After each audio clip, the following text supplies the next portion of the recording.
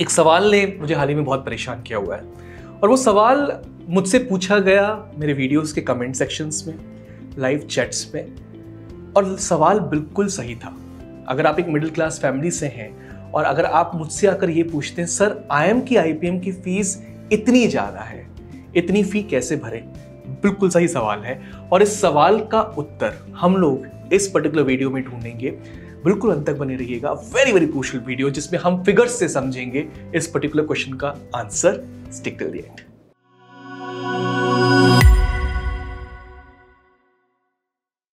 तो मैंने कुछ नोट्स बनाए हुए हैं और ये नोट्स मुझे ये बताते हैं कि एक क्वेश्चन है कि इतनी फीस कैसे भरें, बट ये एक्चुअल में एक क्वेश्चन नहीं है, ये एक्चुअली 4 क्वेश्चंस का एक बड़ा मिश्रण है जो ये आपके दिमाग में इस पॉइंट ऑफ टाइम पे आ रहा है। सबसे पहला टेंशन जो हाई फी से रिलेटेड है कि how I am going to actually bear this much amount, 35 से 40 लाख का अमाउंट कैसे बेयर करूंगा। दूसरा है वैल्यू ऑफ दिस कोर्स, जो कि हमारे मन में अक्सर आता है कि क्या ये कोर्स इतना वैल्यूएबल है कि नहीं। थर्ड, रिटर्न ऑन इन्वेस्टमेंट, मैंने फी भर तो दी, 35 से 40 लाख की फीस भर तो दी, पर बाद में जो मुझे जॉब मिलेगा क्या वो इतना स्ट्रांग होगा जो इस फी के लायक हो या काबिल हो। चौथा, बहुत important, value after the course, अगर जब आप प्लेस हो जाते हैं, आपकी प्लेसमेंट हो जाती है, उसके तुरंत बाद आपकी लाइफ, क्या ये कोर्स बदल चुका होगा कि नहीं। हर क्वेश्चन का आंसर डिकोड करेंगे ताकि आपको आपके पेरेंट क्वेश्चन का आंसर पूरी तरीके से मिल जाए कि इतनी फीस आखिर भरे तो भरे कैसे। पहले ये समझते हैं कि एग्जैक्टली फीस है कितनी इन IIMs की, जिसकी वजह से ये प्रॉब्लम आ रही है। बहुत सारे स्टूडेंट्स को अभी एग्जैक्ट फीस भी नहीं पता होगी, तो मैं एक बार आपको फीस बता देता हूं। सबसे पहले बात करते हैं IIM इंदौर की। IIM इंदौर की फीस 35 से 40 लाख के आसपास कहीं बैठेगी। अब फी पूरी तरीके से IIM इंदौर डिस्क्लोज नहीं कर रहा, बस वो ये आपसे कह रहा है कि पहले के 3 साल आपको 17.14 लाख की फीस देनी पड़ेगी, मतलब 17.14 लाख की फीस देनी पड़ेगी, और आखिरी के 2 साल जो उस वक्त PG की फीस रहेगी या MBA की फीस रहेगी उसके इक्विवेलेंट आपको अमाउंट देना होगा, तो लगभग 35 से 40 लाख का आंकड़ा बैठता है। यही हाल IIM Rohtak, IIM Ranchi, IIM Jammu, IIM Bodhgaya और IFT का है। Let me read out the fees exactly इन सारे IIMs और IFT की आज के दौर में कितनी है। सो IIM रोहतक की पहले की 3 साल की फीस है 16.5 लाख, जिसकी वजह से इसमें भी आपको देने पड़ेंगे 35 से 40 लाख के आसपास। IIM रांची की पहले के 3 साल की फीस आज के पॉइंट ऑफ टाइम पर है 15.93 लाख, जिसकी वजह से 5 साल में आपको देने पड़ेंगे 35 से 40 लाख के बीच। IIM जम्मू की आज के टाइम पहले की 3 साल की फीस है 16.06 लाख, जिसका मतलब है 16.06 लाख, तो आपको 5 साल देने पड़ेंगे 35 से 40 लाख। IIM बोधगया की फीस है 13.5 लाख फॉर इनिशियल 3 इयर्स, जिसके लिए आपको देने पड़ेंगे कहीं लगभग 32 से 38 लाख के बीच। और IFT की फीस है actually 12 lakh for initial 3 years, जिसकी वजह से आपको अमाउंट देना पड़ेगा 33 से 37 लाख के बीच इन दी कमिंग 5 इयर्स। अब फीस हमने समझ ली, आप समझते हैं प्लेसमेंट्स को, जो ROI वाली बात मैंने शुरुआत में करी, रिटर्न ऑन इन्वेस्टमेंट की। और रिटर्न ऑन इन्वेस्टमेंट समझने के लिए सबसे अच्छा आंकड़ा, the best figure is average placements, क्योंकि एवरेज प्लेसमेंट वो फिगर है जो ये दर्शाता है कि सारे स्टूडेंट्स के बीच एवरेज कितना निकलता है। और ये एवरेज प्लेसमेंट आपको एक और चीज बता के जाएगा जिसको मैं अभी थोड़ी देर में आपको एक्सप्लेन करता हूं। तो IIM इंदौर का एवरेज प्लेसमेंट पिछले साल रहा 30.21 lakh rupees per annum, IIM Rohtak का रहा 18.73 lakh rupees per annum, IIM Ranchi का 17.3 lakh rupees per annum, IIM Jammu का रहा 16.5 lakh rupees per annum, IIM Bodhgaya का गया 15.78 lakh rupees per annum, IFT का गया 29.10 लाख रुपीस पर एनम। अब फीस की मैंने बात करी, IIM इंदौर की 35 to 40 लाख रुपीस के आसपास की फीस रहेगी, मान लेते 40 लाख के आसपास की फी रहेगी, और आज के टाइम एवरेज प्लेसमेंट है 30.21 लाख रुपीस पर एनम। तो अगर ये माने कि ये एवरेज प्लेसमेंट बढ़ता नहीं है, जो कि असंभव है, हालांकि ये बढ़कर 50 लाख के ऊपर हो जाएगा 5 साल के बाद, अगर नहीं भी बढ़ता, आज के टाइम के आसपास कहीं स्टिक रहता है, तो भी 1.25 साल में आपकी पूरी की पूरी फी निकल आती है, अगर यही एवरेज प्लेसमेंट रहता है 5 साल में। तो ये समझ लीजिए कि आपका इन्वेस्टमेंट, अगर आप छोटे IIM के पास भी जाते हैं तो भी 2 से 2.5 साल के आसपास पूरी की पूरी फी निकल आएगी। तो ये एक बहुत अच्छा इन्वेस्टमेंट माना जाएगा अगर आज के आंकड़े को देखा जा रहा है। और जब तब के आंकड़े को आप देखेंगे तो ये पूरी की पूरी फी लगभग 1.25 साल से लेकर 1.25 से 1.5 साल के बीच आपकी वापस हो जानी चाहिए। मेरे हिसाब से आरओआई के मामले में तो मैंने आपको कन्विंस कर लिया, पर अभी भी मामला जस के तस बना हुआ है। आज के टाइम मुझे 35 से 40 लाख का इंतजाम करना है, वो किस तरीके से किया जाए, ये एक बहुत ही मोटा अमाउंट है। बिल्कुल अग्री किया जाएगा कि एक बहुत मोटा अमाउंट है। मैं जितने भी मिडिल क्लास फैमिली के स्टूडेंट्स यहाँ पर हमें इस पर्टिकुलर वीडियो को देख रहे हैं, मैं उनसे रिक्वेस्ट करूंगा कि आपको पेरेंट्स को परेशान करने की यहाँ पर बिल्कुल ज़रूरत नहीं है। आपको यहाँ पर मदद लेनी पड़ेगी बड़ी से बड़ी बैंक्स की, चाहे वो PSUs हो या प्राइवेट बैंक्स हो, चाहे वो SBI हो या HDFC टाइप की बैंक हो, क्योंकि उन्होंने एक स्पेशल स्कीम यहाँ पर IIMs के लिए, IITs के लिए, एम्स जैसे कॉलेजेस के लिए निकाली हुई है, जिसे स्पेशल एजुकेशन लोन भी कहा जाता है। अब ये स्पेशल एजुकेशन लोन बाकी एजुकेशन लोन से डिफरेंट कैसे है और ये आपको पढ़ाई में कैसे मदद कर सकते हैं, let me tell you point by point all the points. In special education loans में सबसे बड़ी खास बात ये रहती है कि एक बड़ा मोरेटोरियम पीरियड आपको दिया जाता है। सो मोरेटोरियम पीरियड से अगर बात की जाए तो दैट इज द पीरियड जहां पे आपको EMI नहीं चुकानी, सिर्फ आपको इंटरेस्ट चुकाना होगा। सो इक्वेटेड मंथली इंस्टॉलमेंट से हमारा मतलब है एक ऐसा अमाउंट जिसमें इंटरेस्ट और प्रिंसिपल की सहभागिता होती है। लेकिन मोरेटोरियम पीरियड में आपको इंटरेस्ट तो देना है, आपको प्रिंसिपल का अमाउंट नहीं चुकाना होगा।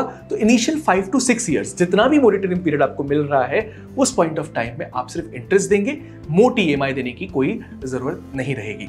सबसे खास बात यह कि मोस्ट ऑफ द बैंक्स 6 साल का मोरेटोरियम पीरियड दे रहे हैं, मतलब 5 साल तक आप पढ़ें और अपना जॉब ले लें, 1 साल तक कमा लें, उसके बाद EMI पढ़ने की आपकी नीड चालू होगी, तो आपको पैसा तो अभी मिल जाएगा। मैंने इन लोन्स को स्पेशलाइज्ड लोन्स क्यों कहा, बहुत गौर फरमाने वाली बात है, क्योंकि इस पर्टिकुलर लोन में आपको कोलेट्रल देने की जरूरत नहीं है। अब ये कोलेट्रल होता क्या है?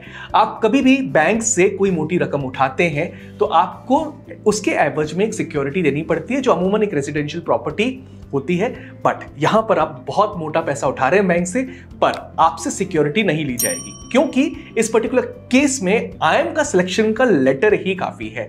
बैंक्स को अच्छी तरीके से पता है एक स्टूडेंट अगर IIM में जाके पढ़ेगा तो उसे बहुत अच्छा प्लेसमेंट लगना ही लगना है। इसके कारण वो उससे कोलेट्रल नहीं लेते और उन्हें ये पता है कि ये पैसा उनको वापस मिलना ही है। तो कोलेट्रल की भी टेंशन आपको नहीं लेनी, खासकर उन फैमिलीज को जिनके पास कोलेट्रल नहीं होती। मैंने आपसे कहा था कि ये स्पेशलाइज्ड एजुकेशन लोन्स हैं। इसका एक और बहुत बड़ा कारण है कि इसके एप्लीकेबल इंटरेस्ट रेट्स बाकी एजुकेशन लोन से काफ़ी कम होते हैं। इनफैक्ट गर्ल चाइल्ड को 0.5% का बेनिफिट बहुत सारी बैंक्स और भी दे रही हैं। तो गर्ल चाइल्ड जब भी बैंक्स जाएं तो इसकी इंक्वायरी ज़रूर करें।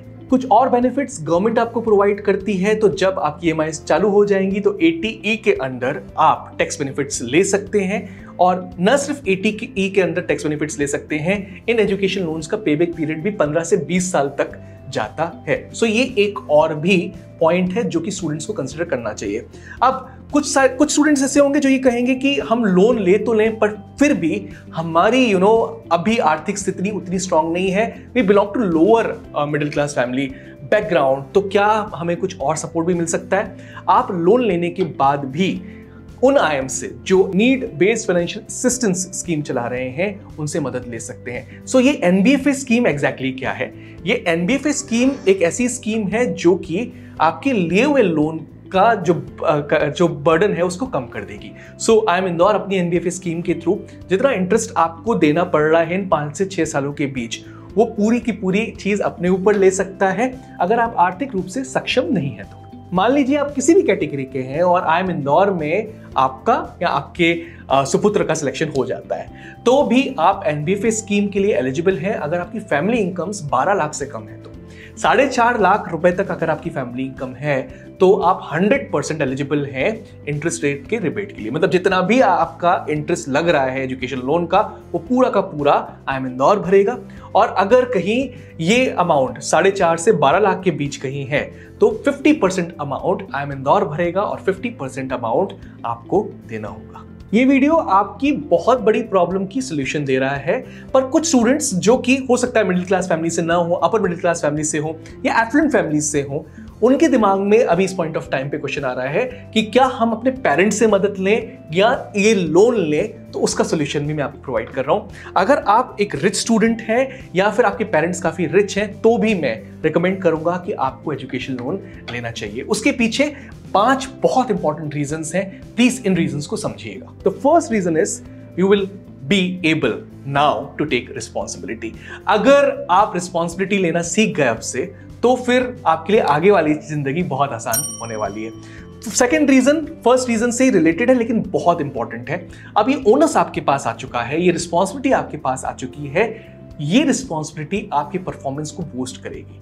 अगर ये लोन नहीं होता, आपके माइंड पे, आपके सबकॉन्शियस माइंड में हमेशा ये चलता होता कि मेरे पेरेंट्स का अमाउंट है, लेकिन अगर लोन लिया हुआ है तो कहीं ना कहीं आपको परफॉर्मेंस की तरफ आगे बढ़ाएगा and it will make you excel in the placements as well, because you know that you need to repay this particular loan from your pocket. Trust me, ये 2 चीज आ गई तो थर्ड चीज बहुत एसेंशियल हो जाती है, दैट इज फाइनेंशियल इंडिपेंडेंस। एक पॉइंट ऑफ टाइम के बाद आकर आप जब प्लेस हो जाएंगे तो फाइनेंशियल इंडिपेंडेंस की तरफ आगे बढ़ेंगे, क्योंकि सारा का सारा अमाउंट खर्च नहीं करने वाले। आपको ये पता है कि आपको EMIs भी देनी है एंड सेंस ऑफ रिस्पॉन्सिबिलिटी आपके ऊपर थी, तो ये EMIs आगे चलकर जब भी आप कभी लोन लेंगे उसके लिए आपकी फोर्थ रीजन को आगे बढ़ाएंगे। Your credit score is going to improve with these EMIs। Third and fourth point मैंने आपको जो बताई वो एक बहुत अच्छी चीज जनरेट करते हैं, दैट इज फाइनेंशियल डिसिप्लिन।